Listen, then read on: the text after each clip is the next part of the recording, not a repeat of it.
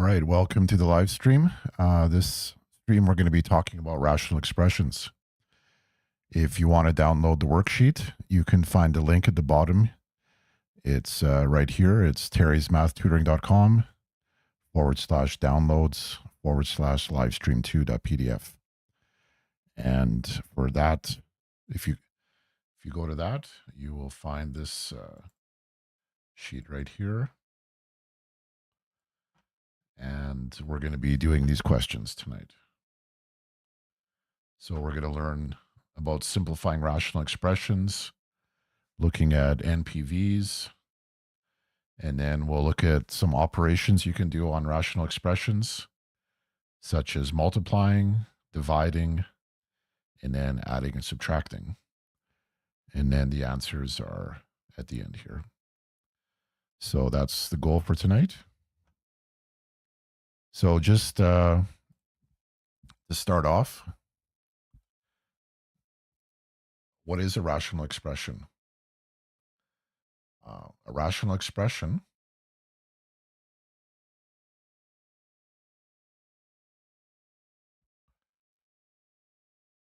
is a fraction that's a polynomial over another polynomial.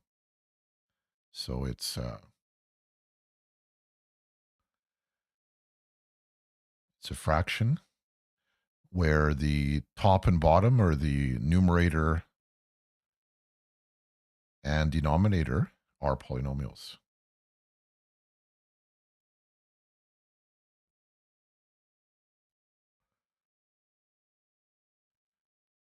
So maybe we could write it something like this. You have your fraction line here, and then p of x would be the polynomial in the numerator, and q of x would be the polynomial in the denominator. So we'll see lots of examples of that today.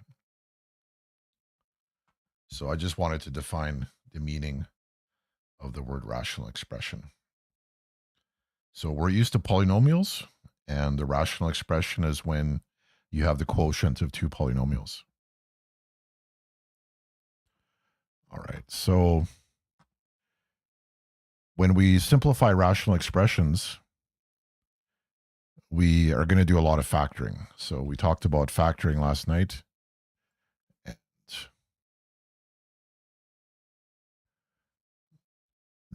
those skills will come into play tonight.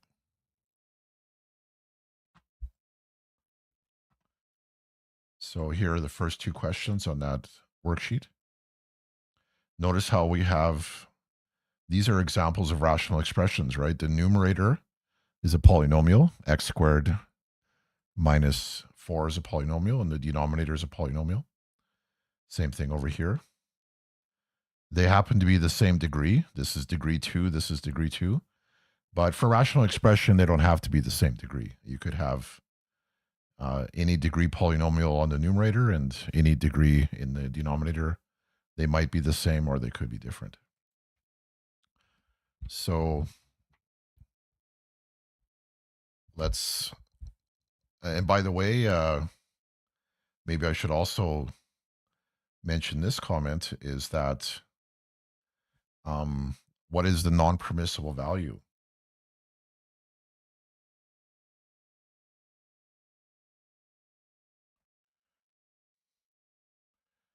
And that's abbreviated NPV, non-permissible value.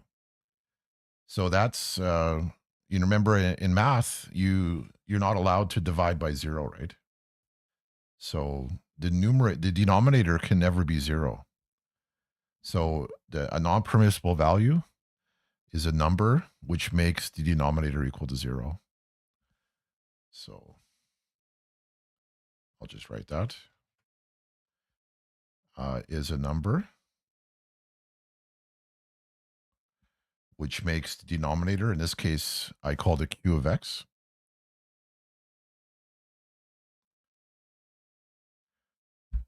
How about I say it like this? Yeah, sure. Is a number which makes the denominator 0. It's a 0 of the denominator.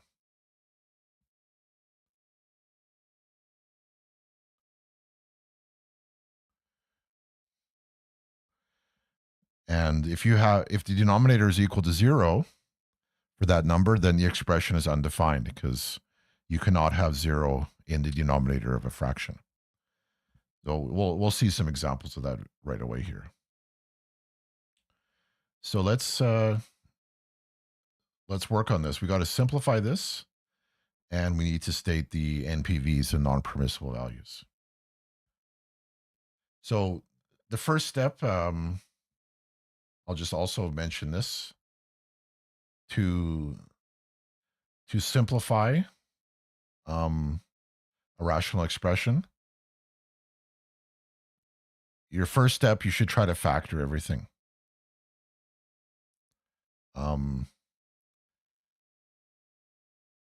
You should factor it. You should factor the numerator and the denominator. So that's the first thing we're going to do on this one. We're going to take number 1 here, and we're going to factor the numerator and the denominator.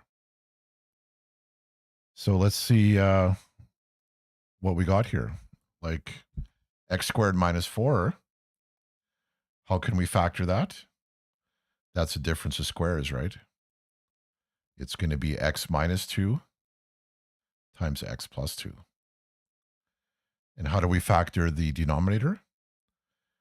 That's a common factor. So we're going to pull an x out, and we get x times x plus 2. All right, so we factored everything. And then once we factor it, how about I write it like this?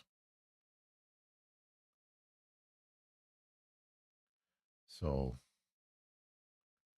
the first step would be, like I said, to factor the numerator and denominator. And then the second thing we should do is identify the non-permissible values. So those are the numbers which, like how I said back here, the non-permissible value is the numbers which make the bottom equal to 0, right? So we got to think what makes this bottom equal to 0. And since this is factored, it's actually really easy to see the numbers that make it 0. The numbers that make the denominator 0 are the numbers which make each individual factor equal to 0. For example, the number which makes this equal to 0 is -2, right? -2 plus 2 is 0. And what number makes that 0? Well, that's easy. It's 0, right? So the NPVs here are 0 coming from this factor and -2 from this factor. If I was to put either 0 or -2 into this expression, I would end up with 0 in the denominator, and that would be undefined. So let's write that. NPVs, that's x equals 0 and -2. You know, some people, when they ask for the NPVs, they might write x not equal to 0 and -2, and that's okay as well. This expression is required. In order for this expression to be defined, x cannot be 0 or -2. X cannot be equal to those. But the NPVs are 0 and -2. So there's just a subtle difference in logic there. If you're asked the domain of this, then you would say the set of all x such that x is a real number, but x cannot be equal to 0 or -2. But we're not asked the domain, we're just asked for the NPVs. So that's why I write equals here. And good. So that's the second step, identify the NPVs. And then the third step is to cancel any factors that are the same in the numerator and the denominator. Any factors that are the same from the numerator and denominator. So if you see something on the top level and the bottom level that are the same, you can cross it off.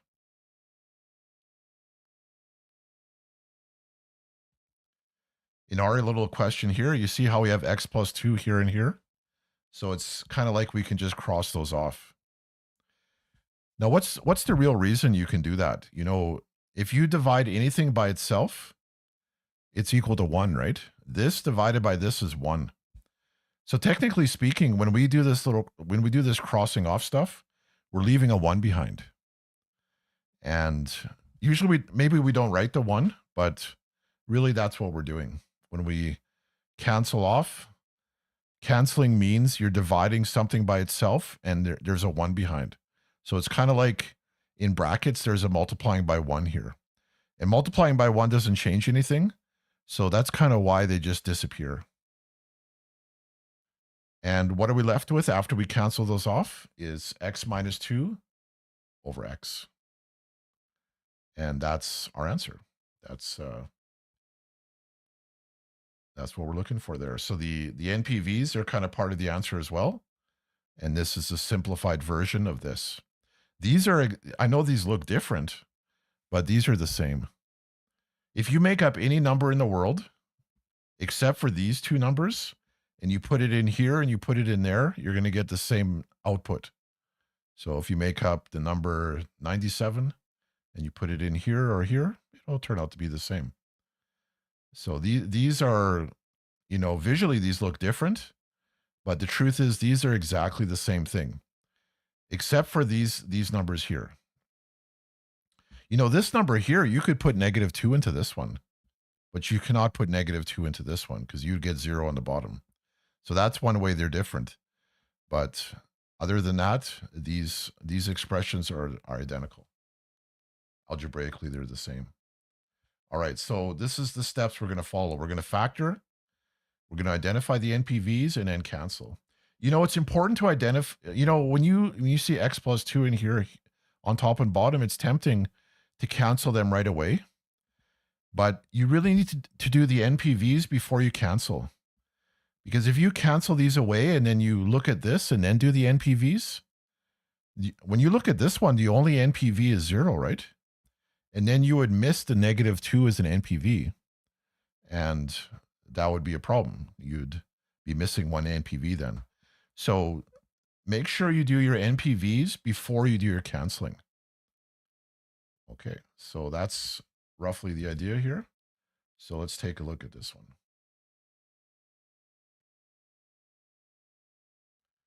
So first step is to factor the numerator and denominator. Let's factor the bottom. That's easy. That's a difference of squares. X minus 3 times x plus 3. And the top is a trinomial. Notice a is 1, so it's easy. We just need to find the sum of -1. We got to find two numbers which have a sum of b, which is -1. And then the product is a times c. 1 times -6 is -6. And what two numbers make that work? -3 and 2.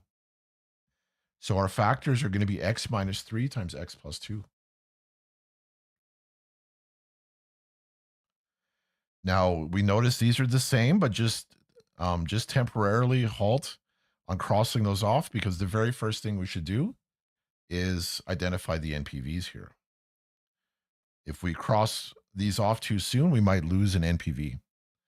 So the NPVs are the numbers which make the denominator equal to 0. So what number makes this 0? That's 3. What number makes that 0? That's -3. And so those are the NPVs. And there we go. Now it's not a big deal. Maybe it's nicer to write the NPVs from smallest to biggest. Why don't I just swap these two numbers? Just to put the smaller number first, right? -2 is smaller than 0. Give me 1 second here. This is a very nitpicky thing. It doesn't really matter what order you write the NPVs in. I'm just going to write them from small to big. So I'll put the -2 before the 0. But really the order that you write it's just a list of numbers, right? So it really doesn't matter the order you put the NPVs in. All right, so we identified our two NPVs, and now we can do the canceling. So notice how we have x minus 3 here and here, so I leave a 1 behind. And 1 times x plus 2 is still x plus 2. And you know what? Since it's by itself now, I don't really even need the brackets. So I'm just going to write x plus 2. And same on the bottom, I'll just write x plus 3. And there's our answer for that one. All right, so let's grab the next couple problems here.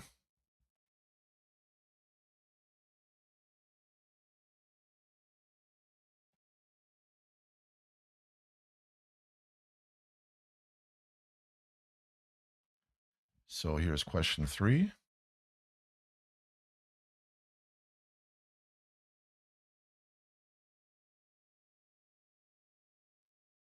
We need to factor the numerator and denominator.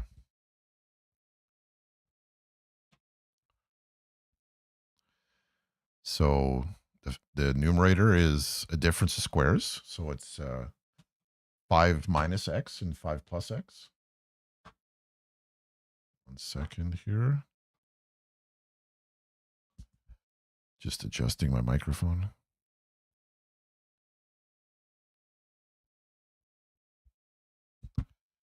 And the denominator here is a trinomial, but a is not equal to 1 here. We could run through the sum product stuff, but I think we can do this just by looking at it. You know, this times this, the first terms have to turn out to be 2x squared. So it has to be 2x and x, right? There's no other way to do it. And then to get 5 here, it would either be a 1 and a 5 or a 5 and a 1. See, with this one, we get a 10, right? And a 1. With 10 and 1, we can get 9. But if we were to use this bottom one, we'd have a 2 and a 5. And that wouldn't work. So I think it has to be the 1 and 5 go there and there. And then notice this is a negative. So I think we want to make a negative 10 and a positive 1x. Negative 10x, positive 1x, that makes negative 9x. So there's our factorization. Let's identify the NPVs. Those would be the numbers which make this 0, right? It's really easy to see what number makes this 0. It's 5, right? But maybe it's not quite as obvious what makes 2x plus 1 equal to 0. You know, one way of doing that is just on the side, on scrap paper or something. Just imagine you want 2x plus 1 to be equal to 0. And you just solve that little algebra equation, right? We could bring the 1 over. So we get 2x equals negative 1. And then we could divide both sides by 2. And we'd find that x is equal to negative 1/2. And so that's your NPV. But, you know, it doesn't take too long for you to get used to just looking at 2x plus 1 and then knowing that the NPV is negative 1/2. 2 times negative 1/2 is negative 1. Negative 1 plus 1 is 0. So the NPV that comes from 2x plus 1, that's negative 1/2. And then the NPV that comes from x minus 5 being 0 is positive 5. So those are the two NPVs. I'll just erase this. And now it may seem kind of like there's nothing the same here. But you know what? These two cancel. Let's just remind ourselves of that. This is worth talking about just as its own little comment here. There's a special rule for canceling. And I just want to remind you of that. If you ever have an expression that looks like, let's say, a minus b over b minus a, technically speaking, these are not the same, right? Because the order of subtraction matters, and a minus b is not the same as b minus a. 5 minus 3 is not the same as 3 minus 5. But you know what? These actually cancel, and they give a negative 1. So that's the rule I want to make sure you know, that this is equal to negative 1. So this comes up every once in a while. And let's prove it. It's not very hard to prove. So let's take a minus b over b minus a, and I'm going to try to convince you that that's equal to -1. How about we start off like this? Let's interchange the order here, okay? I'm going to leave the bottom alone, but I'm going to swap these. And so this negative, this is kind of a subtraction sign, but at the same time, it's also a negative sign on the b. So this is -b. And there's a hidden plus sign in front of the a. So I can swap those. That's really a good thing to know just by itself, you know, like just an extra little rule here that's good to know is that like a minus b is the same thing as -b plus a, okay? That's another thing that's true. And I just used that right now, okay? And now what I'm going to do here is I'm going to do a common factor. I'm going to pull out a -1 here from this. I'm going to leave the bottom alone again, but I'm going to factor out a -1 here. And when I do that, what's left over? Well, -b, it was -b, but I pulled out the -1, so it's just b. And it was a plus a, but now it's a minus a. Okay, so I hope that's okay. If I were to multiply that back, I really do get to where I was. -1 times b is -b. -1 times -a is positive a. And then here's the whole point. These are the same now. So now I can cancel these and I get a 1.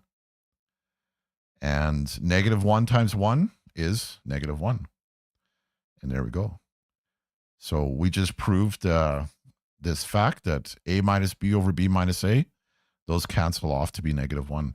And I want to use that right now because look, I have 5 minus x, and then down here, I have x minus 5. Those are, this is exactly what that rule is going to be useful for.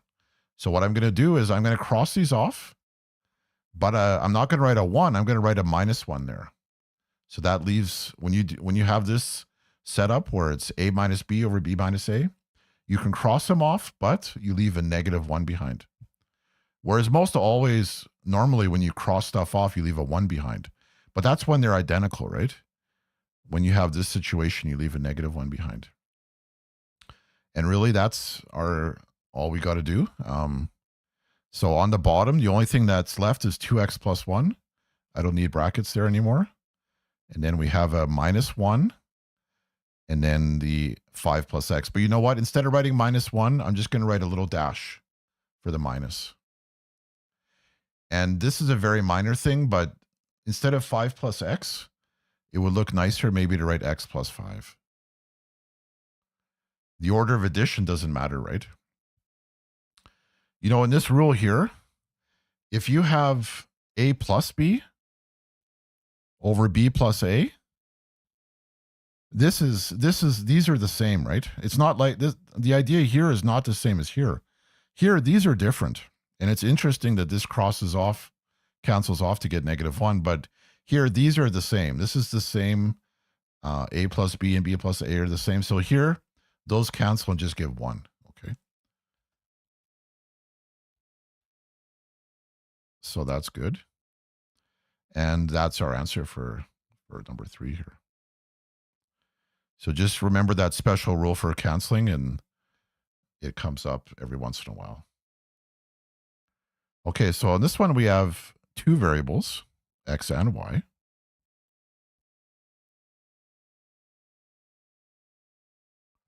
Let's see what happens here. So step 1 is to factor. The top is a difference of squares. So it's going to be 4x minus 3y and 4x plus 3y. In the bottom, I can pull it a 2. So I get 4x minus 3y. Now, what would the NPV be here? It's a little bit different because we demand, like the 2 here, that doesn't cause any problems because 2 is a constant and it's never equal to 0. But this could be 0. And when is that 0? Well, imagine 4x minus 3y, if that was 0, what would that mean kind of? Let's bring the 3y over, and then we will get 4x equals 3y. So if it happened to be the case that 4x equals 3y, that would be your NPV. So that's all we got to write. So the NPV for this one would be that 4x, whenever x and y are numbers, x could be a number and y could be a number. And if it happens that 4 times x is equal to 3 times y, this expression is going to be undefined, and that's why it's an NPV. So this looks a little bit different than this, right? But that's how you write it. You could divide both sides by 4 and then say x equals 3 over 4y. Or you could divide both sides by 3 and say y is equal to 4 over 3x. But it's fine to just leave it like that. All right, and now that we've identified the NPV, we can cancel those off. They're identical. Leave a 1 behind. And then what's left over is this over 2. And that'll be our answer.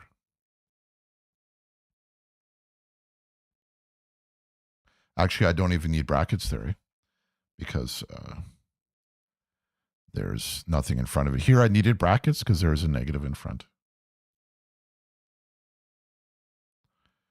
And there's number 4. Number 5, let me grab that one. And that'll be the last one on this sheet.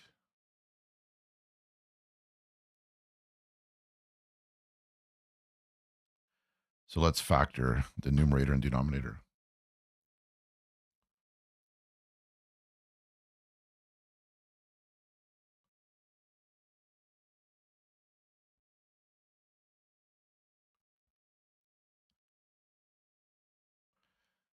What can we factor out from here is a 2x. It's a common factor. We have 3x minus 2y left over.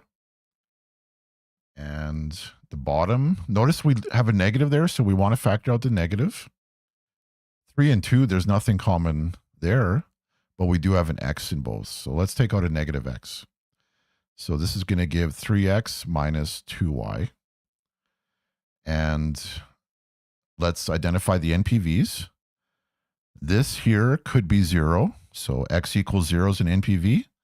And if this was 0, that would mean 3x minus 2y is equal to 0. You know, this negative sign out in front, that doesn't have any effect on the NPVs. Just like back here when we had a, where was it? Yeah, here we had a 2 in front. That 2 is irrelevant from the perspective of what the NPVs are, because 2 is never equal to 0 because it's 2. But and same thing with negative 1. Negative 1 is never equal to 0, so that's a coefficient, and that doesn't affect the NPVs. So the NPVs here would be 0, which comes from right there. And also, whenever this is 0, which would mean this equals that. So 3x equals 2y. So those are the NPVs for that. And now we can cancel. These are identical, so those leave a 1 behind. And notice that the x's here also can cancel.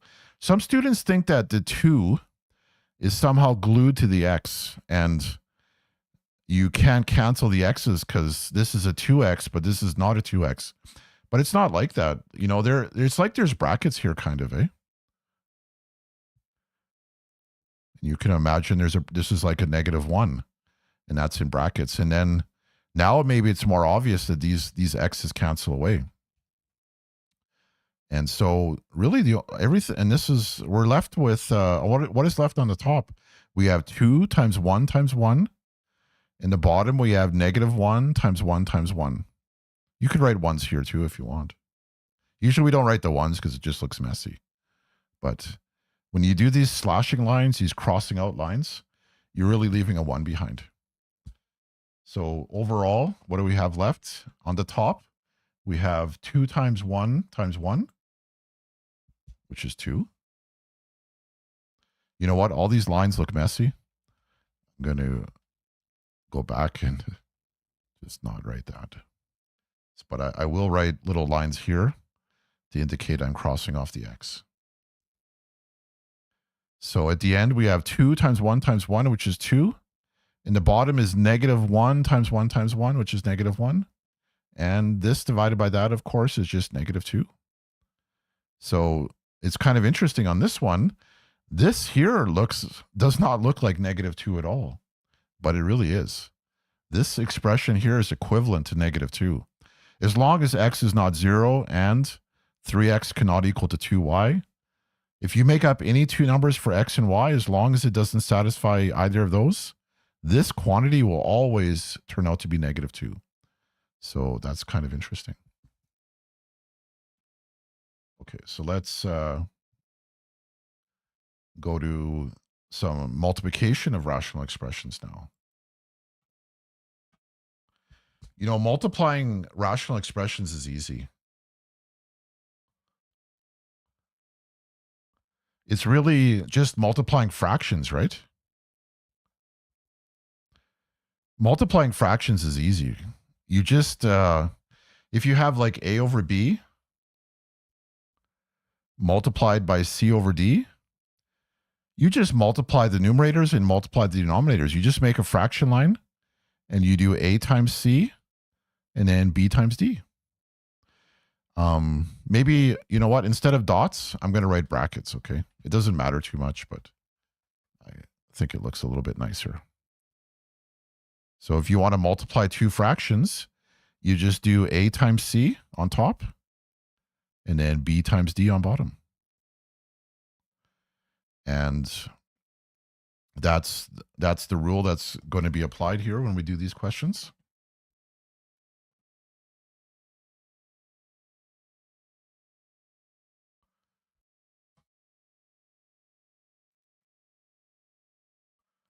Let's take a look at these two. But the same principle applies, is that we should still factor first and then identify the NPVs and then cancel and then multiply. So let's look at this first one.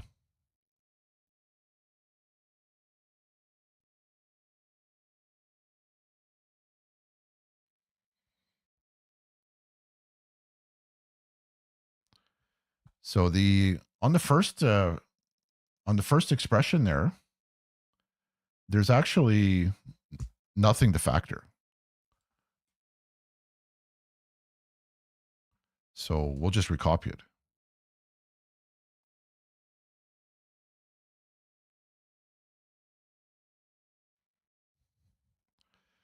And here, each of these are differences of squares. We do 2y minus 1 and 2y plus 1 for that first numerator. And this denominator here, it'll be 1 minus 3y and 1 plus 3y. All right, so let's identify the NPVs. So that would be, what makes that 0? That'd be negative a half. And what makes this 0 would be 1/3. And this would be negative 1/3. Let me write the negative 1/3 first, and then the 1/3. Negative 1/2 is smaller than negative 1/3, right? This is negative 0.5, but this is like negative 0.3 repeating. So those are written in order. You don't have to do that like I mentioned, but it just looks nicer maybe. So that's coming along. Now we can cancel. And when we cancel, they don't have to be like literally on top of each other on the same fraction. For example, this guy and this guy, they can cancel. Whatever is on the top level and the bottom level, even though if they're from different fractions, you can cancel those. And same thing here and here, right? This 2y plus 1 and this 2y plus 1 cancel. And so remember, there's ones everywhere here, right? Each one of these lines is now a 1. So what is left on the top is 1 times 2y minus 1 times another 1, which is, of course, just 2y minus 1. So we're multiplying the tops, just like on this rule here, we're multiplying the numerators and multiplying the denominators. So this times this times this is just 2y minus 1. And 1 times this is that, 1 plus 3y. And this is a very minor thing, but instead of 1 plus 3y, it looks a little bit nicer to write 3y plus 1. So I'm just going to do that. If you left this and circled that as a final answer, that'd be fine. But I think this looks just a touch nicer. So I'll write it like that. Okay, so I don't know if I can squeeze this one in or not. I'll try. Maybe I'll move this up a little bit. So let's see for number 2 here. So we got to factor everything, okay? How about instead of me writing it down, I'll just go right to the factoring, okay? Just to save some space. To factor this, it's easy. Just pull out a 2. Common factor of 2. X plus 3. This is a trinomial factoring. It has to be x and x, right? X times x is x squared. To multiply to 10, we could use 1 times 10 or 2 times 5. I think we want to use 2 and 5, and everything. They're both going to be plus here. You know, I can check it because this is 5x, and this is 2x. 5x plus 2x is 7x. This bottom is easy. That's a difference of squares, right? X minus 2, x plus 2. And this is another trinomial. We're going to have x and x. And I think it's going to be 5 and 2 again. But we're going to have a negative involved here. One of these has to be negative. I want a positive 3x, so I think the bigger one has to be positive, and then the other one would be negative. Let's check it. We have 5x minus 2x. That is a positive 3x. Now, before we do any canceling, let's identify the NPVs. So that would be negative 2, negative 5, 2, and negative 2. I don't need to repeat myself. I don't need to say negative 2 twice in my list. So just as long as you have it written one time, it's fine. So let's start with negative 5 because it's the smallest. And then the negative 2. And then the positive 2. So those are the NPVs for this. And now we can do our canceling. Let's see. Well, these x minus 2s are right on top of each other. For sure, they can be canceled. I have an x plus 5 here on the bottom, and then it's also on the top here. So those cancel. And I think that's all we can do. I have x plus 2 in both of these, but they're both in the bottom, so there's nothing I can do with that. So all that we have left here is on the top, 2 times x plus 3. And then the bottom, x plus 2 times another x plus 2. And we could write that with a square out there since it's a repeated factor. Okay, so that's the answer for number 2. All right, let's multiply a couple more here. Let's look at 3 and 4.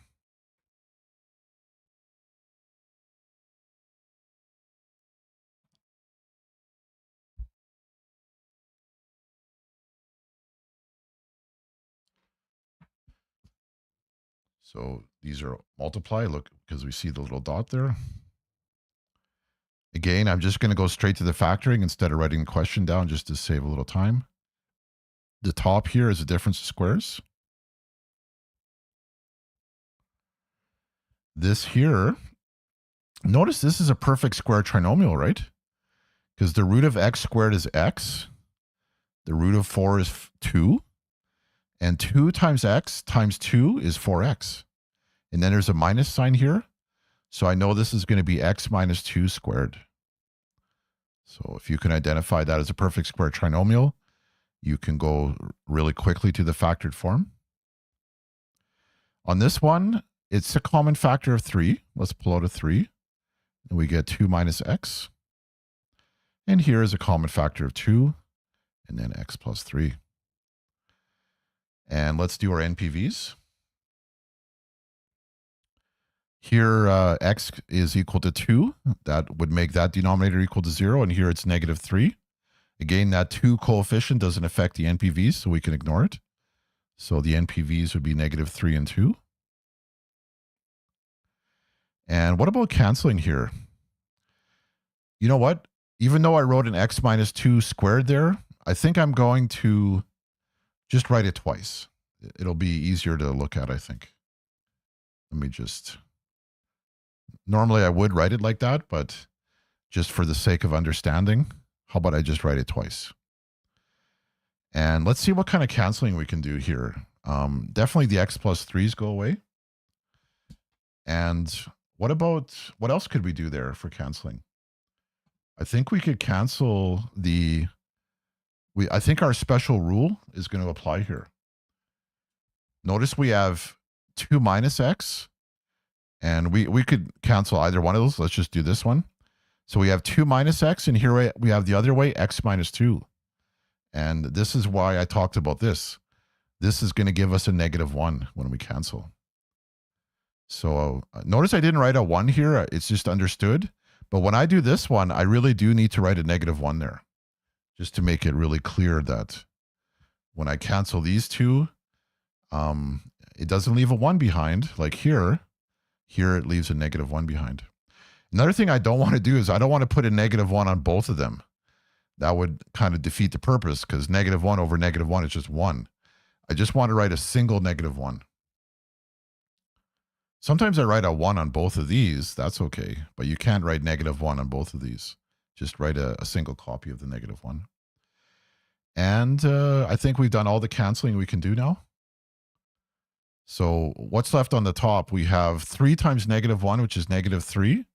And then this. So -3, x minus 3. And then on the bottom, it's 2 times x minus 2. And there's our answer for that simplified expression. So this big expression here just breaks down to this small expression here. If you made up a number like 1 million and you let x be 1 million here and worked that all out, you would get the same answer as if you substituted x to be 1 million in here. Really, any number is going to give you the same output except for these two numbers here. If you tried to put either of these numbers in this expression, you'd get 0 in the denominator, and that would mean the expression is undefined. All right, let's go straight to factoring here. Let's pull out a 3. And so we get t minus 4. And here we'll pull out a 2. Get t plus 3. Pull out a 4 here. These are all common factors. T plus 5. Pull out a 2. And we get 4 minus t. What are the NPVs for this one? Right here, t can't be, t would be -3. That would produce a 0 in the bottom, which is bad. And here, t would be 4. So the NPVs here would be t equals -3 and 4. And now for the canceling. T, it looks like we just have these two that can cancel, and that's our special rule, right? T minus 4, and then the opposite order, 4 minus t, that leaves a -1 behind. So overall, we actually can do something more. We haven't seen this today, but sometimes the numbers can be canceled, right? Like 2 and 4, there's a common factor of 2 there. So we could divide each of these by 2. And look at this, 2 times 2, this is 4. So 2 times 2, 4 on the bottom, cancels with this 4 on the top. So we can just cancel all these away. So all those numbers actually just go away. So we have 3 times -1, which is -3 times t plus 5. And then the bottom is just t plus 3. And there's the answer for that one. Okay, so I think we have one more on multiplying, and then we'll go to divide.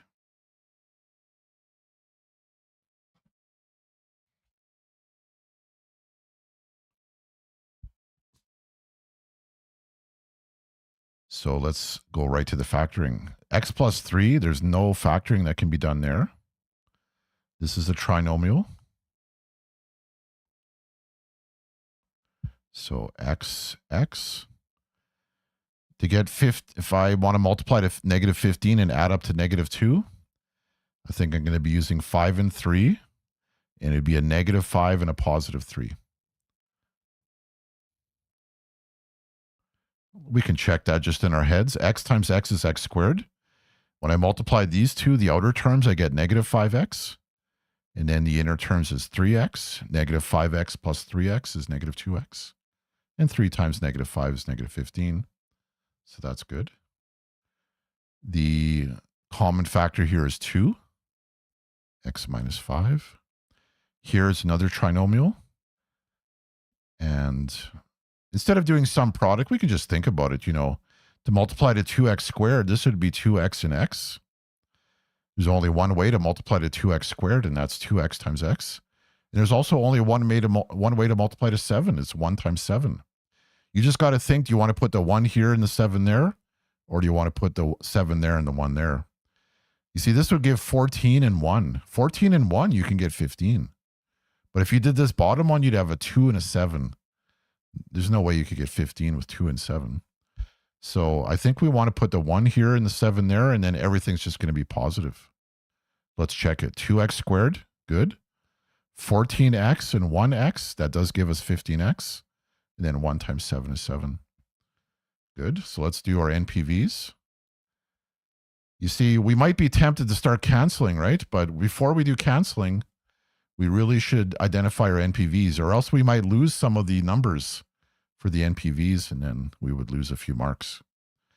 So I see an NPV of negative 3, 5, negative 1/2, and negative 7. And just to be picky, let's write it from small to big.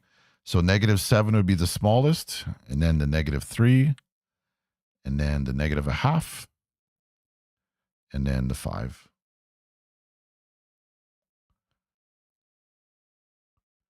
So we have 4 NPVs there. Let's now do our canceling. It's kind of the fun part, right? Where you get to cross stuff off. And x plus 3 here. And I think that's all. So let's see what's left here. We have a hidden 1 times 2 times a hidden 1. 1 times 2 times 1 is 2. And then really all that's left in the bottom is just this times this. So we'll just recopy that.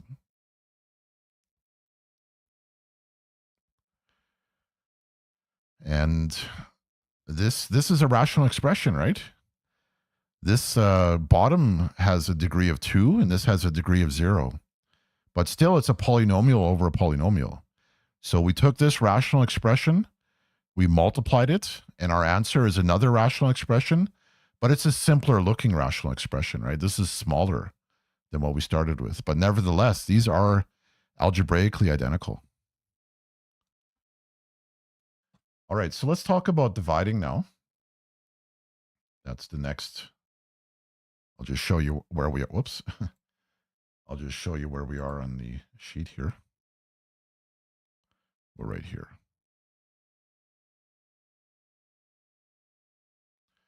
So hold on a second here. Having some troubles. So let's, just like we remembered how to multiply fractions, let's remember how to divide fractions as well.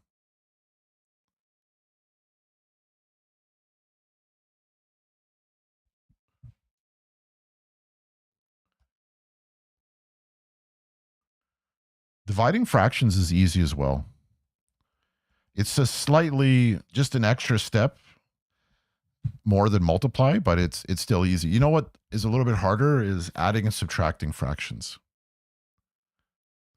Let's say we have a over b divided by c over d.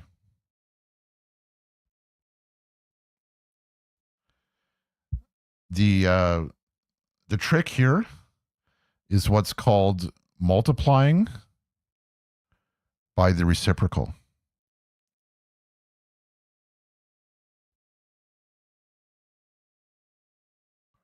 So the word reciprocal just means when you have a fraction, you flip it.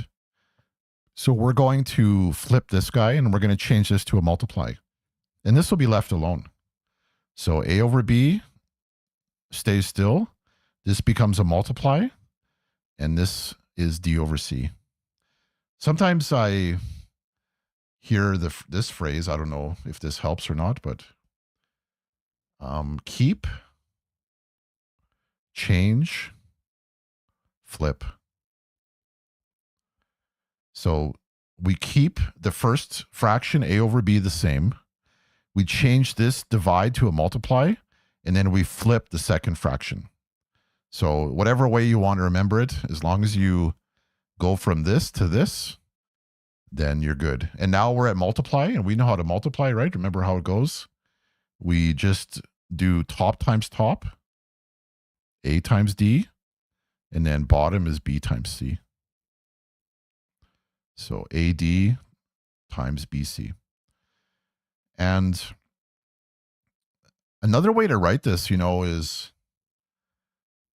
this won't come up for us today, but I'll just mention it anyways. If you ever have this, a fraction over a fraction, this is equal to this as well. Maybe I'll write that in front here.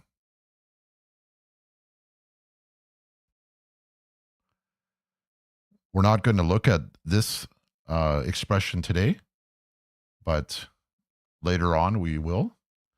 And this is the same thing as this. Remember, this division sign means the fraction line, right? Like if you've got like 12 over 3, that's the same thing as 12 divided by 3, right? So the fraction line means divide. So this fraction divided by this fraction is the same as a over b over c over d. So you can ignore that comment for today, but I just wanted to mention that. So the main thing we have to remember is whenever we have a rational expression like this being divided, our strategy is going to be to flip it. And there's another important thing to mention here for the NPVs, Usually for NPVs, we just look at where the bottom is 0, right? So B would be 0, D would be 0. But for divide, you also have to worry about this one being 0. So C is also equal to 0. Why do we care about C being 0? Is because, look, in the next step, C travels to the bottom. And so since C ends up in the bottom over here, we also want to take care that C, when C is equal to 0, we're going to have a problem. And so we need to note that it's non-permissible.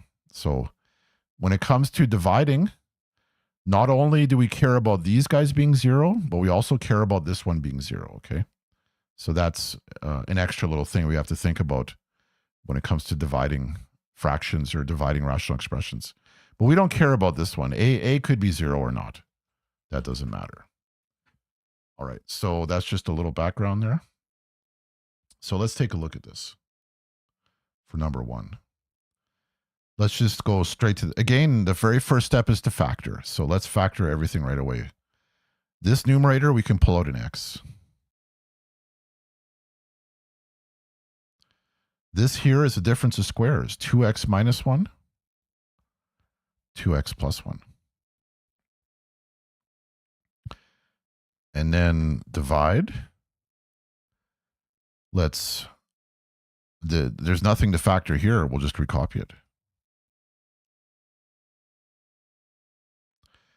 So we have to change this to a multiply.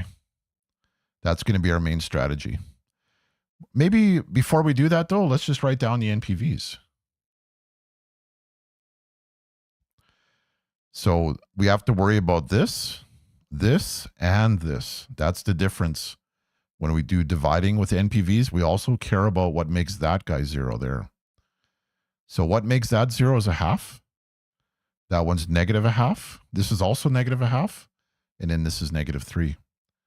So let's write the negative 3 first because it's the smallest. And then the negative a half. And then the 1/2. Okay. Just checking the answer here, make sure I didn't make a mistake. Okay. And now let's do the let's follow this rule here. We're going to keep the first fraction the same. We're going to change the divide to a multiply, and then we're going to flip it, the second one. So let's see what happens there. We get, I'm just going to recopy the first one, keep it the same.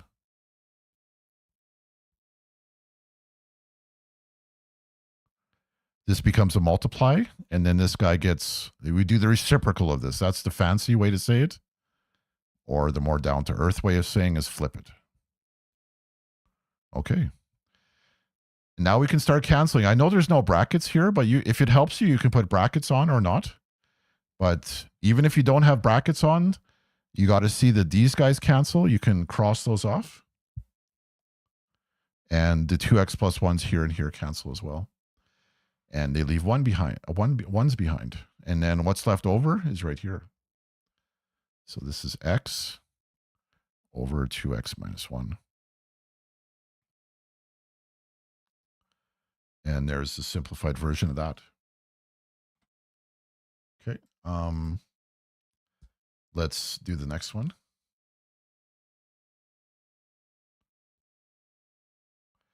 Let's factor this trinomial. Maybe I'll just kind of set it up first. I'm going to move this a bit so it doesn't get in the way.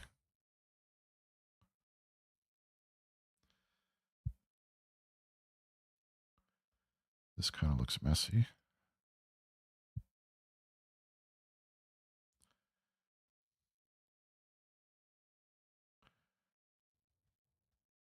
How about we factor this one real easy? Let's just pull out a 3 there. We get x minus 2. This factors x, and 5 and 2 with a plus and a minus. X squared, positive 5x minus 2x is positive 3x. Negative 2 times positive 5 is negative 10. This is a perfect square trinomial. This is, I think we saw that earlier today, x minus 2 times another x minus 2. I could write x minus 2 with the squared there, but I'll just write it twice. Maybe it'll make it easier to visualize the canceling. And then this here is 5 and 3. And I want a positive 5x and a minus 3x. That gives positive 2x. Okay, so let's do the NPVs. Maybe I'll just make a little separation line here. So the NPVs, what makes that 0 is 2. That also is an NPV of 2. Again, at 2. But for divide, we also have to worry about these. So that's 3 and that's negative 5. So negative 5 is our smallest NPV. And then 2 and then 3. Okay. So let's recopy this. Maybe I'll just cheat a little bit and copy paste that. Oops. Screwed that up.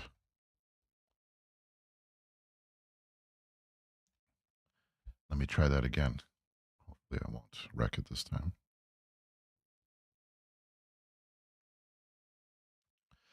So that's the keep. I changed my divide to a multiply. And then I flipped that guy. You see, we can't cancel stuff when it's with a divide. We can only cancel when it's a multiply.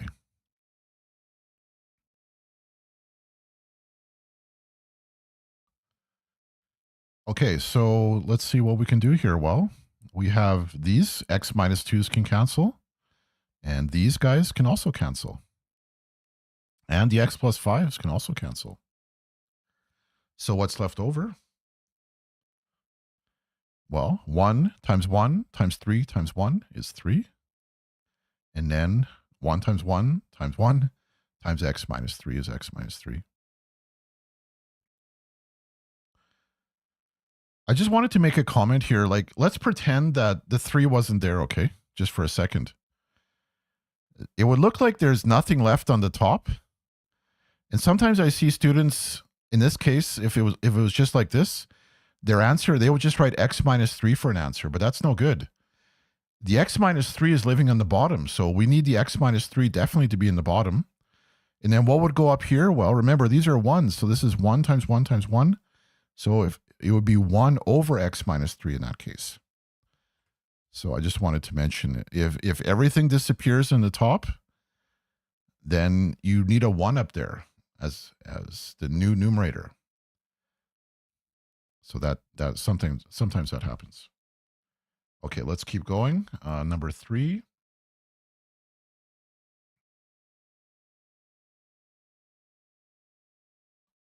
And 4.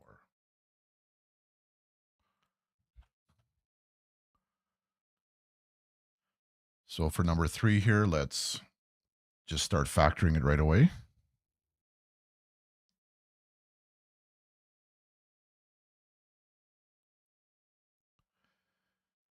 So 2x and x. Now there's lots of ways to multiply to 24, eh? Like maybe we could do 6 and 4. How about this one? We just, on the side here, let's just work that out using the sum product. Oh, you know what? I noticed there's a common factor here. So remember what we talked about last night is we should always take out a common factor if possible. So let's take out a 2 as our first step here. We're going to have to do more after that. But since there's a common factor there, let's take it out. And there's actually also a common factor there. So let's factor out a 2. And we get x squared minus 7x plus 12. And here, let's take out a 4. And then we get x squared minus 16. And these ones, maybe we'll just factor those right away. So we get x minus 5 and x minus 3. And here, well, it has to be 2x and x, right? And then 5, it's either 1 times 5 or 5 times 1. I think the 5 has to go there to give me the 10x. And then this would be 1x. And using 10x and 1x, I can get 11x.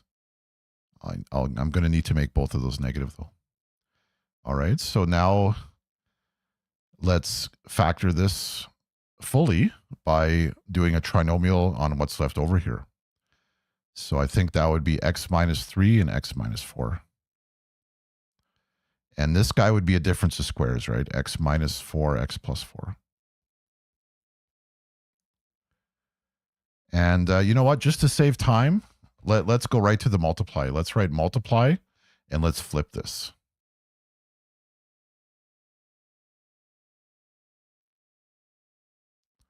So we're taking the reciprocal. And before we do any canceling, let's identify the NPVs. So remember, we got to look here, here, and here. So 4, this coefficient of 4 has no influence on the NPVs. We can ignore it. The NPV here is 4. Here it's negative 4. Here it's 5. Here it's 3. What's the NPV here? It's 1/2, right? If you put 1/2 in there, 2 times a half is 1. 1 minus 1 is 0. And the NPV there is 5. So we have quite a few NPVs here. Let's see. What is our smallest one? Negative 4. Maybe I'll write x equals.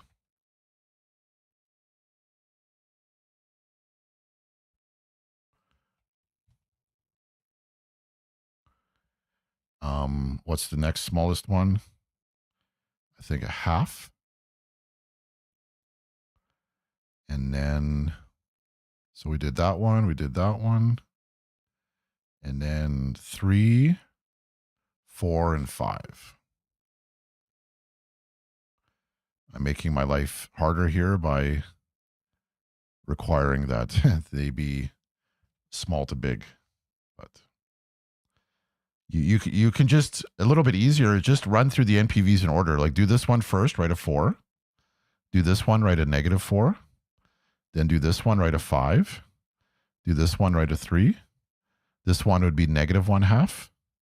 And then this would be 5 again. You don't have to repeat yourself. So if you just kind of go, I think that it's maybe better just to do it like that. But I'm just being super picky by listing the NPVs going from small to big. But if you're on a test, your teacher should certainly accept you writing the NPVs in any order. All right, and now we get to do the main step, which is to cancel. X minus 4 here and here. Anything on top, no matter where it's found, can be canceled with anything on the bottom, no matter where it's found. X minus 3 as well. And notice this one, we have a 2 and a 4. And just like the fraction 2 over 4, you could imagine dividing out by a 2, right? And you can do the same thing here. If I divide, so I imagine dividing both of those by the common factor of 2, and then I write down what I get after I divide by 2. 2 divided by 2 is 1. 4 divided by 2 is 2. And there we go. So let's see what is all left over here. Remember, these are ones, right? 1, 1, 1, 1. The only thing left here is 2x minus 1. And on the bottom, I have a 2, so I need to put that there. And I have an x plus 4. And that's what. So this big rational expression here just collapses down to this small little one here. So what about this one? So let's factor this. You know what? When I look at this, I'm going to be thinking that this is over 1, okay? I want to make this into a fraction. So you can always make something into a fraction by putting it over 1, right? So let's factor the numerator here. Pull out a 7a. And then we get a minus 4. And then a minus 4 recopied, divided by, like I said, I'm going to put this over 1. Okay, let's do our NPVs. So a would be 4 here. This is 1. It's never 0. So that doesn't lead to any NPVs. But this could be 0, right? For this to be 0, the 5 doesn't matter and the square doesn't matter at all. It's really just the variable a.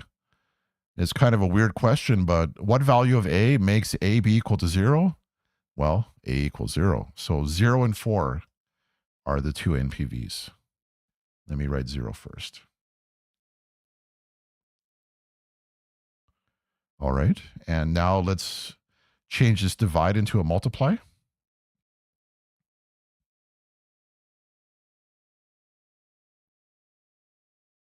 We get 1 over 5a squared. And for canceling, these a minus 4s go away. This a cancels with one of these a's, right? So I can cancel this off, and then I'm going to write a little cross through the 2 there. And that indicates that the square is gone, but the a is still there.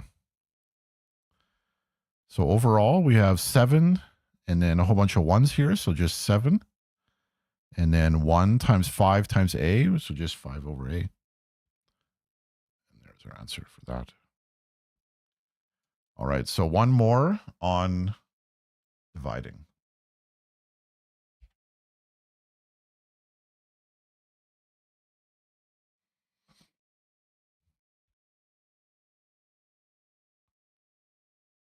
It's a little bit big. Actually, this one has a multiplication and a divide. But really, the first step is always to factor everything you can. So let's pull out a 5 here as a common factor. This is a trinomial, easy trinomial to factor. It has to be 3 and 1, and this will be a plus and a minus. 2x plus 1, that's, you can't factor that. This one here, x with a 5 and a 3. We need a plus 5 and a minus 3.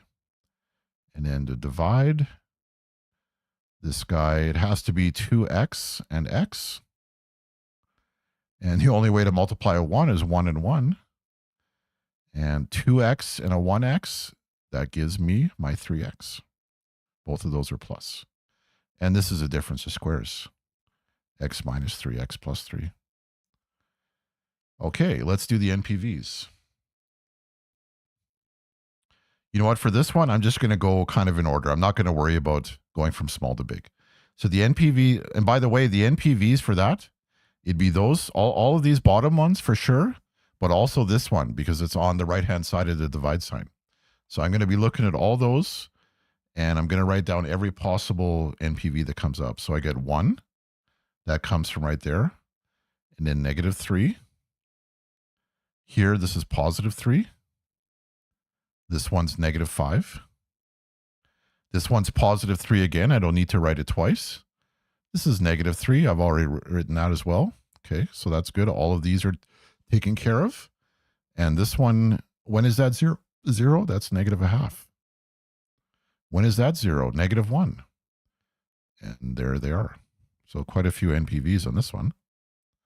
So if X is any one of these numbers, that'll lead to an undefined expression because one of these quantities, or possibly this one up here, will be 0. And that would mean the whole thing is 0. You know, if this was equal to 0, then this whole thing would be 0. And we'd be trying to divide by 0. And that's illegal, right, in math.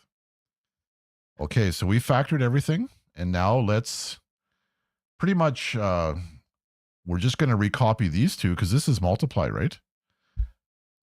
That doesn't have to be changed. What we need to do is we need to change this divide into a multiply and then flip that last one. And then after we do that, we can start canceling.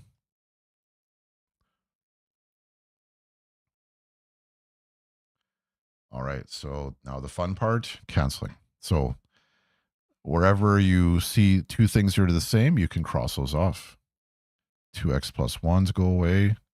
I see an x plus 1 there and there. X plus 3 there and there. And really, there's nothing left on the top but a 5, so there's no way to cancel really anymore. So the only thing that's left is 5. Remember, this is 5 multiplied by a whole bunch of 1s, which is 5. And then on the bottom, I have this and this. The order here that you write it doesn't matter. I just write it in this way because this appeared first and this appeared second. Okay, so there we go. Now let's do the kind of the harder one now, which is adding and subtracting.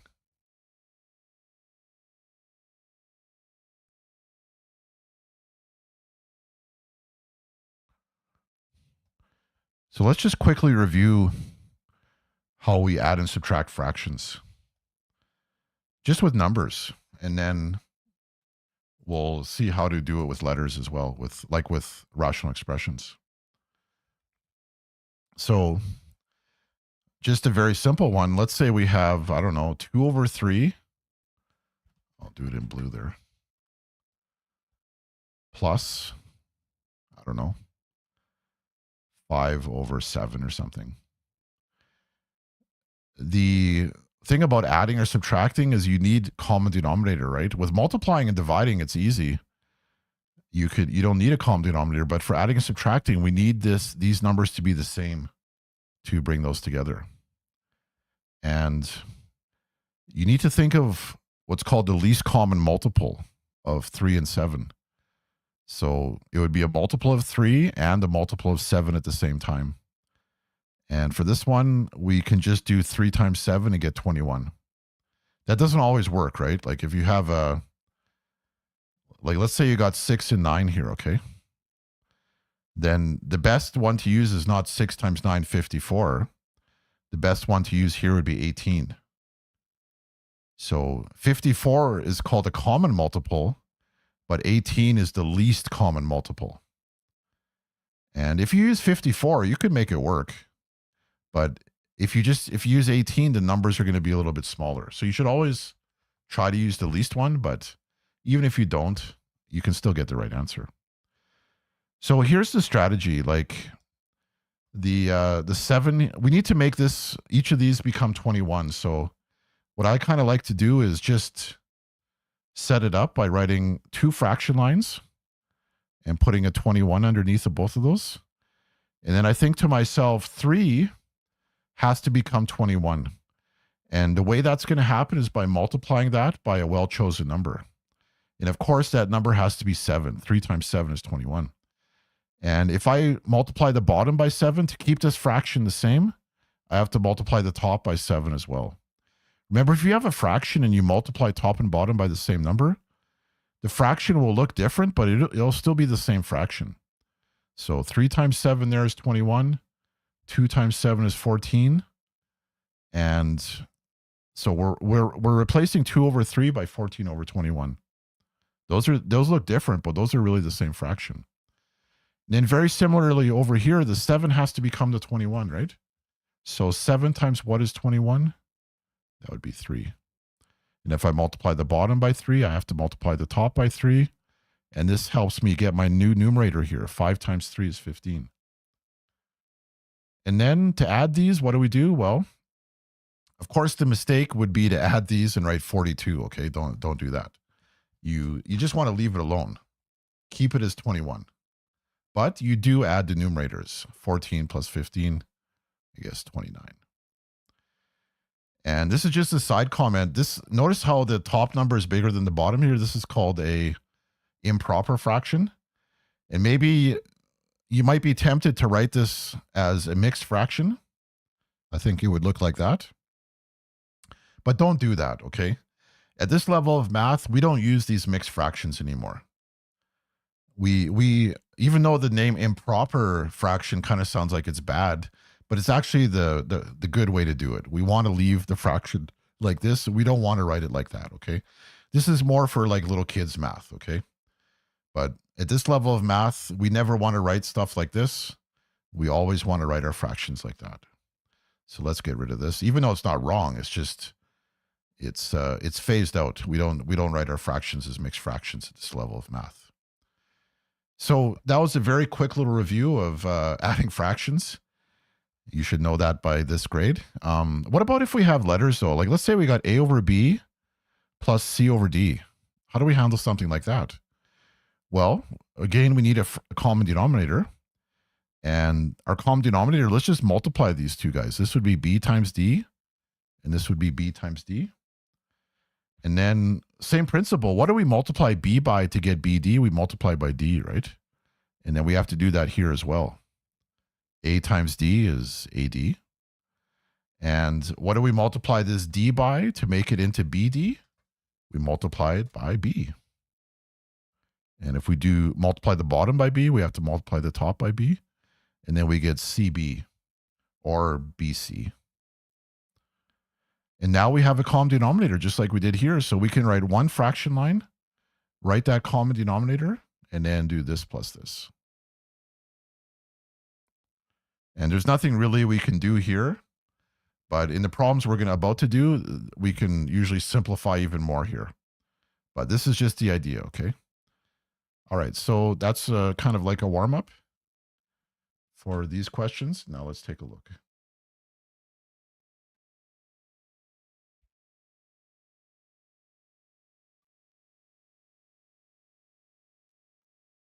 Whoops, that's the wrong one. Sorry.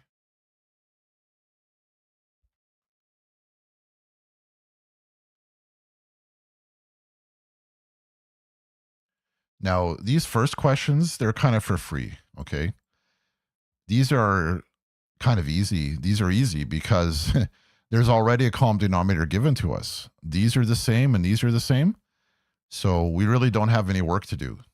These are not typical. Usually they're going to be harder than that. So for this one, y plus 5 over 8 minus 3y plus 1 over 8. We don't need to bother with none of this stuff multiplying top and bottom by numbers to achieve a common denominator because we already have a common denominator. Now, there is a very common mistake that I see here on this one, and here's how it would go. Students would write the fraction, write a nice long fraction line, write the 8 a single time, and then this minus this is what I see sometimes. They write y plus 5 minus 3y plus 1, okay? This minus that, and this is wrong, okay? I hope you see why. And the reason it's wrong is because you really should put brackets here. It's this minus this, and when you put brackets there, you're gonna you're going to make it, you're going to save yourself from making a mistake. Because on the next step now, if you get rid of those brackets, let's see what happens. You know, when you have brackets in a subtraction, these first brackets, they don't mean anything. They just are there kind of to make things look organized. These first set of brackets, they can just drop away. But these brackets here, this is like a -1, right? This is like a -1 that can distribute into these brackets. So we're going to multiply each of these by -1. And when you do that, this becomes -1 times 3y is -3y. And then -1 times +1 is -1. And that's the danger. If you just remember the way I did it a second ago, I wrote all over 8 and then y plus 5 minus 3y plus 1. These are not the same, right? And because this ends with a +1, which is wrong, and this ends with a -1, which is correct. So this is a very common source of mistakes for students. Whenever you have a minus sign and then something with several terms here in the numerator, this minus sign gets multiplied to everything up here. And you have to think about that. All right, so we have that, and maybe I'll just go up here to save room. And now it's easy. Just collect like terms here. Like you got 1y minus 3y, that's -2y. And then +5 minus 1 is a +4. And we can actually do more work here. I'm just I don't like working. It kind of looks weird to work up like that. Let me just reorganize this a little bit. Give me 1 second.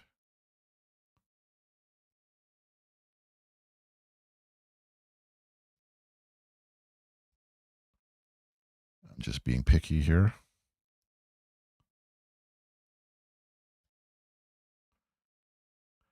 Just to make the final notes look nicer. Okay, so we've kind of done the subtraction, and now we're really doing like the very first type of questions we did today, where we just simplify a rational expression.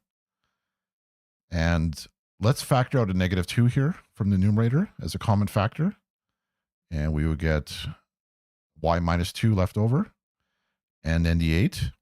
And then notice the 2 and the 8, we can divide out a 2. So let's imagine dividing both of these by 2. 2 divided by 2 is 1. 8 divided by 2 is 4. And then we arrive at our final answer. -1. And I don't even need to write the -1. I'll just write a minus. Y minus 2 all over 4. And you know, one thing I didn't talk about on this one was the NPVs. But notice, since the denominator is just a constant 8, there actually are no NPVs. So let's write that as well.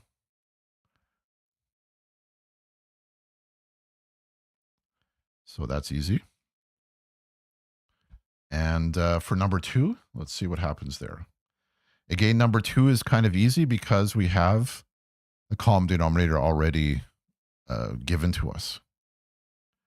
How about I go straight to the answer here? I'll just write a long fraction. Once you have a common denominator, just write a long fraction line and write that common denominator a single time, nice and centered. And then the numerator terms just get written down.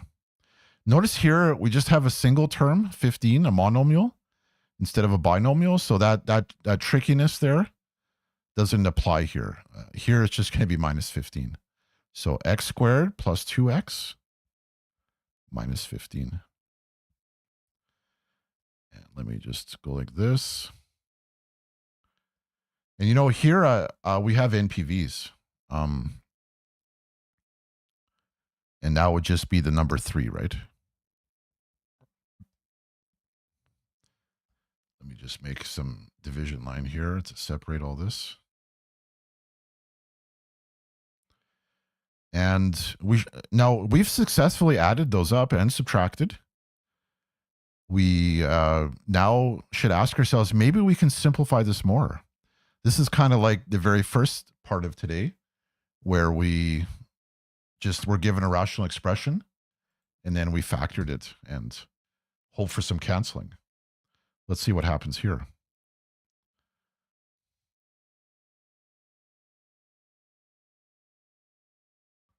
So x and 5 and 3. 5x and minus 3x. And yeah, we get some canceling there. The x minus 3's go away. And so this is basically x plus 5 times 1 all over 1. And over 1 doesn't matter. So I don't need to write anything on the bottom. I just have an x plus 5. And it lives on the top level in the numerator. So I don't need to write over 1. I could, but as a final answer, it looks better not to write over 1. Just write the x plus 5. And that's it. Okay. What about the next one?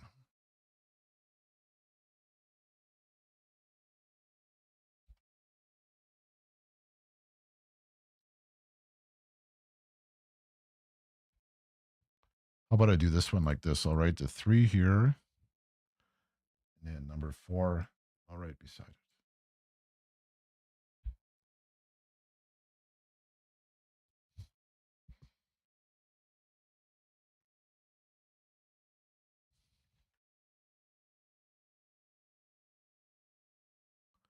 Okay, so let's factor whatever we can here. We can take out a 2 there.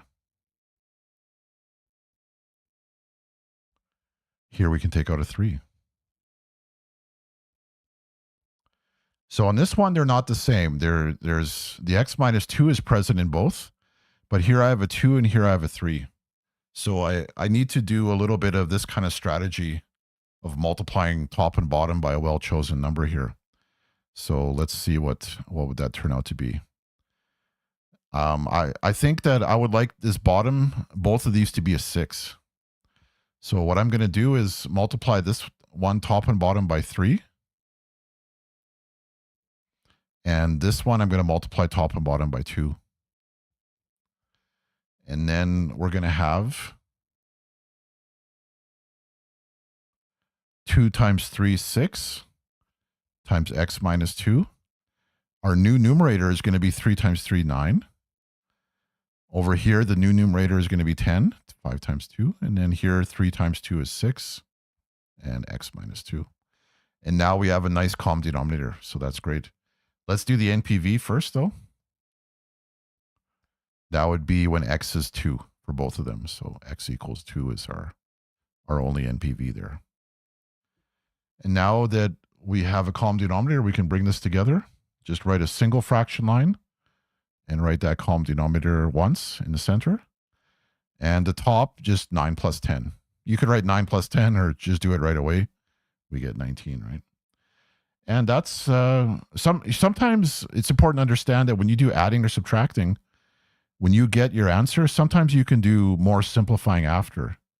Like back here, when we added these up on number 2 here, we were able to do some more canceling. And same with over here. And we made an even more simple answer. But on this one, after we add those up, on this one, there's actually nothing we can do. So this is going to be our final answer.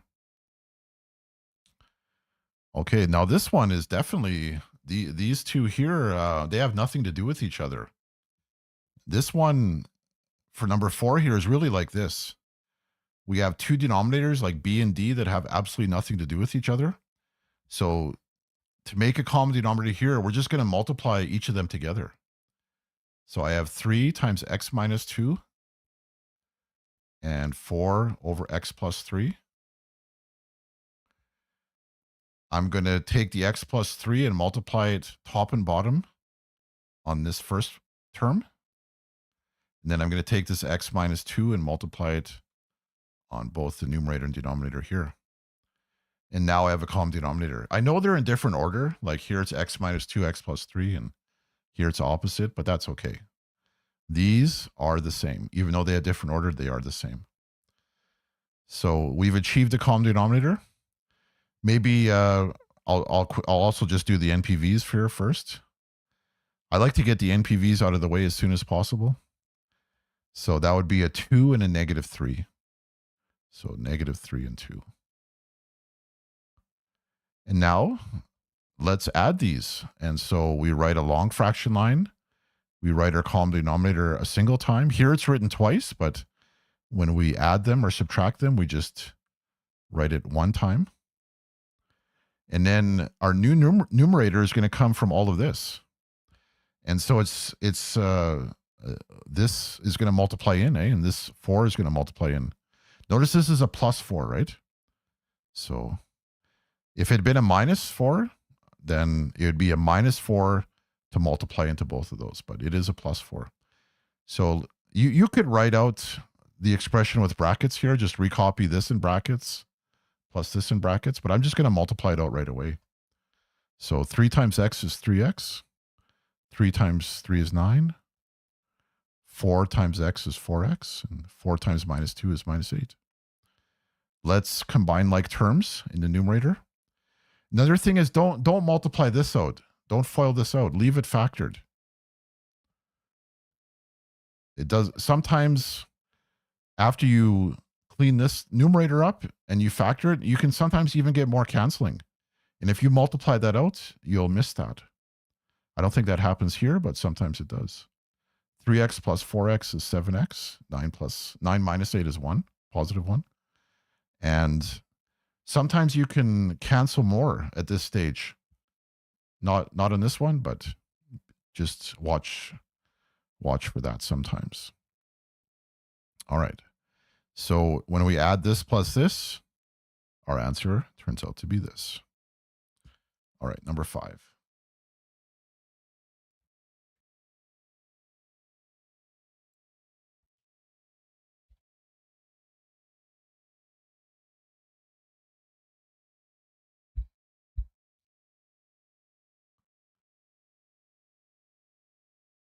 Why didn't I set this up the same way as before?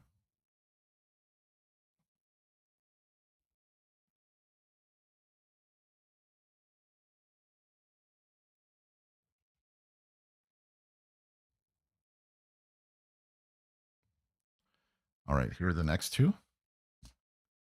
So let's start off by factoring the 9 and the y plus 3. There's no factoring there.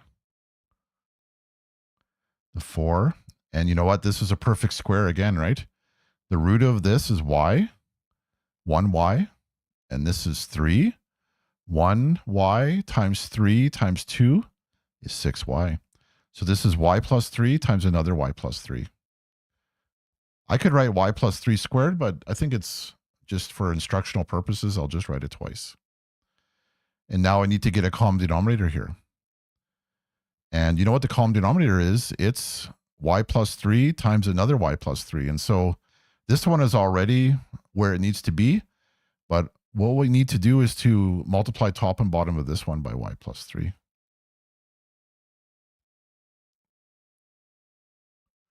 Let me just move this a little bit.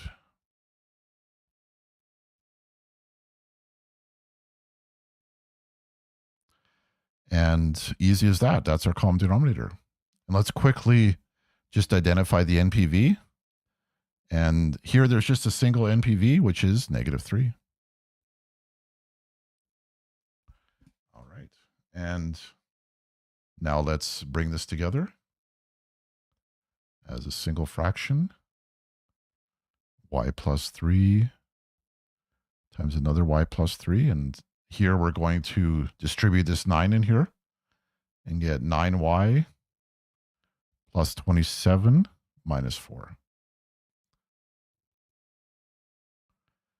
And this becomes 9y plus 23. And how about now I write this as a square, just to make it look as nice as possible for a final answer. So there we go. And that's as far as we can go for that one. All right, how about this one? Let's keep the x plus 5. Let's factor this as a trinomial. X and 5 and 3. Minus 5x plus 3x. Minus, and then there's no factoring to do here. And on this one, notice the x minus 5 is in both, so that's already common. That's great. But x plus 3 is present here. So we need it to be here as well. So the way we're going to make that happen is by multiplying top and bottom of this one by x plus 3. Good. And now we've achieved the common denominator. Let's quickly list the NPVs for this one. It would be -3 and 5.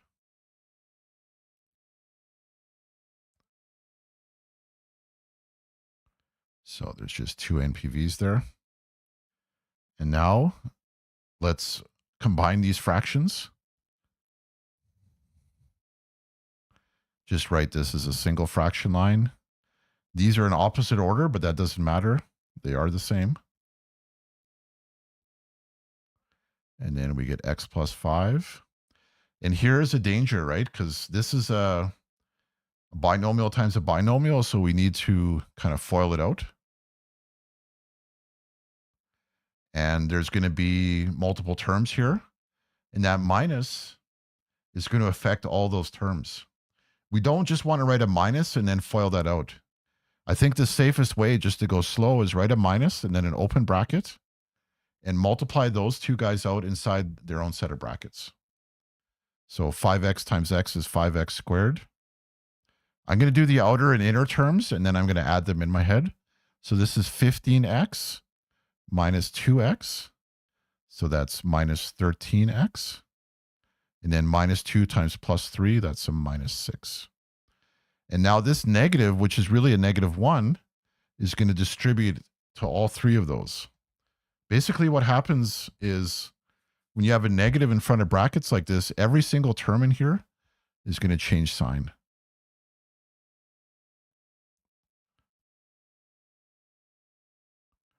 So x plus 5 stays still. And then we get minus 5x squared plus 13x plus 6. And when I clean this up, I only have a single x squared term, so I recopy that. 1x and 13x, that's 14x. And 5 and 6 is 11. And we're getting to the answer, final answer. Oh, I'm looking at my answers here, and I think I might have made a mistake somewhere. Let me just check this.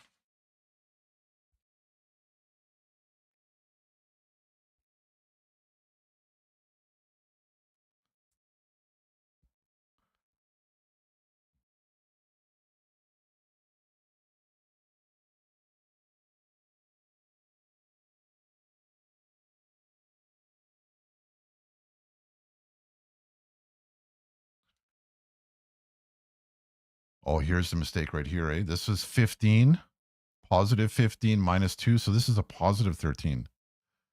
So that should be a plus 13. And then negative times plus 13, that would be a minus 13.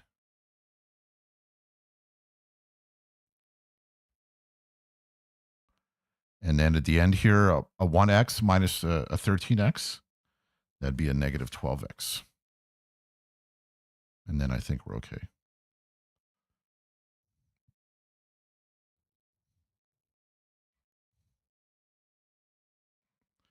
All right, I think we're good for that one. All right, so number 7 is the next one.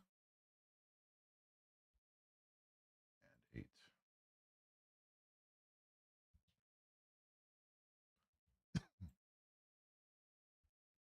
A drink of water.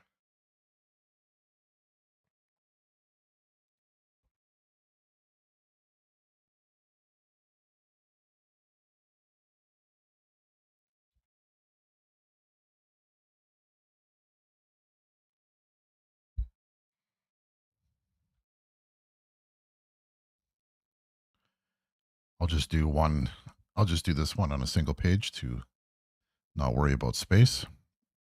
So let's factor. This is a perfect square trinomial, right? The root of that is x. The root of that is 1. X times 1 times 2 is 2x. So this is x plus 1 times another x plus 1. There's nothing to factor with 2x minus 1. This guy here is a trinomial. Has to be like this, and everything is positive. So x plus 1 is in both. But here I have another x plus 1. So I need to throw another copy of x plus 1 on this one. And now both of these have 2 copies of x plus 1. And this one has an x plus 2 present, so I need an x plus 2 over here as well. So let me multiply top and bottom of that first fraction by x plus 2. And now they're the same. The order is a little different, but everything here is also there. So we're good. Let's write a single fraction line. X plus 1 times another x plus 1 times an x plus 2. And here, let's multiply these out. I'm worried about this minus sign here, though. So when I come to multiply these out, I'm going to put an extra set of brackets. So let's see how this goes. 3x times x is 3x squared. 3x times 2 is 6x. And then minus, open bracket. This times this is 2x squared. 2x times 1 is a plus 2x. And then a minus 1x. You know what? I'm just going to do that in my head. 2x minus 1x is just 1x. Or just x. And then minus 1 times plus 1 is minus 1. And then I'm going to get rid of these brackets. Some teachers, they just kind of scribble this and would get rid of the brackets right there. That always kind of drives me nuts. So I'm going to recopy everything and just do a very small change, which is to distribute that negative 1 into the brackets. Minus 2x squared minus x plus 1. And how about I write x plus 1 with a square notation here, and then x plus 2. Let's see what this comes out to be. Oh, I forgot the NPVs. What are they? After we notice, when you first look at this, you don't know what the NPVs are. But after you factor it, then you can see. So we have a negative 1 there and a negative 2. So negative 2 and negative 1 are the NPVs. So let's combine the like terms in the numerator here. 3x squared minus 2x squared is just x squared. 6x minus 1x is 5x. And then plus 1. And then the denominator is the same as it was before. So that's how you subtract this minus that. All right, I think we just have one more for tonight. Number 8 here.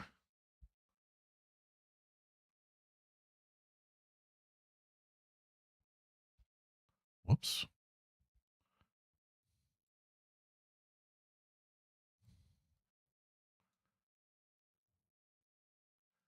So 2h is left alone. There's nothing to factor there. This is a difference of squares.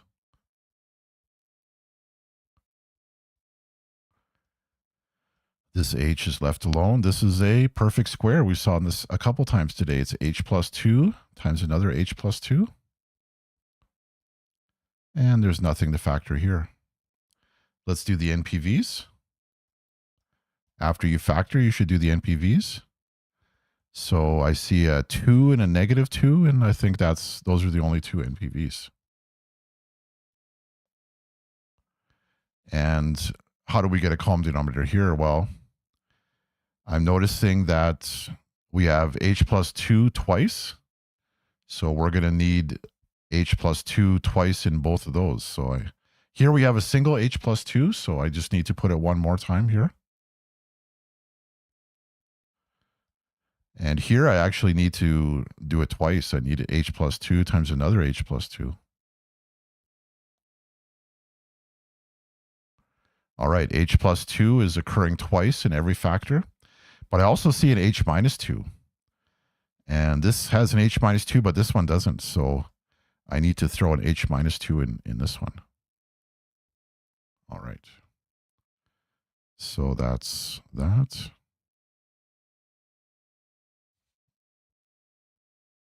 Oh, I screwed that up. Whoops.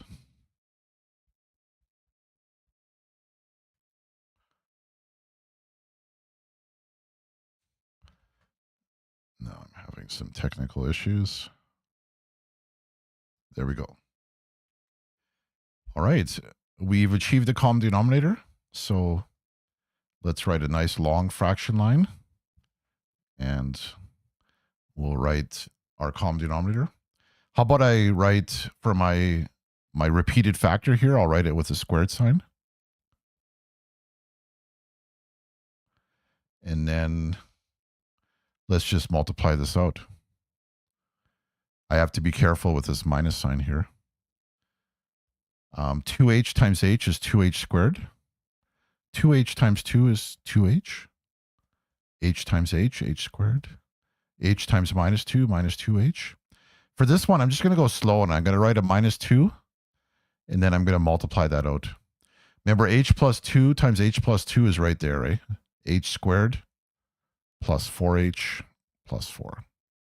And then I'm going to distribute that negative 2 in to each one there.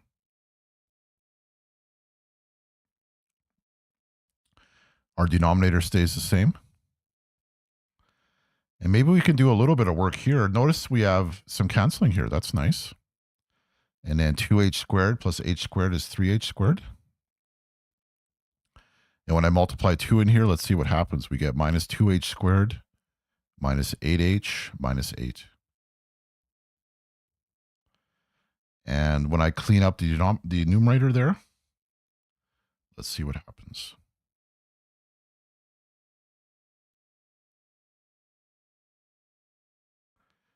These are common terms, like terms. We can make this into 1h squared or just h squared.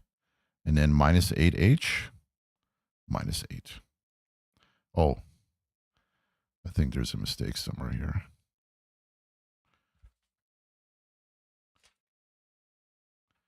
Let me see what's wrong.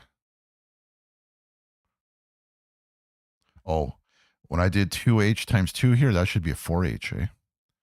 Let me fix that.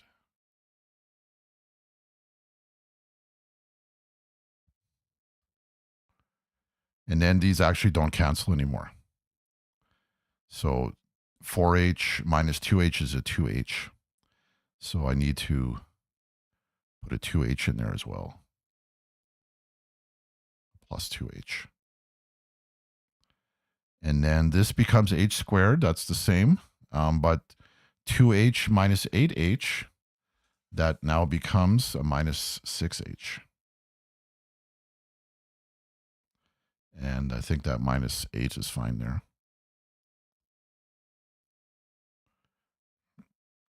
All right. So I think that's the answer there.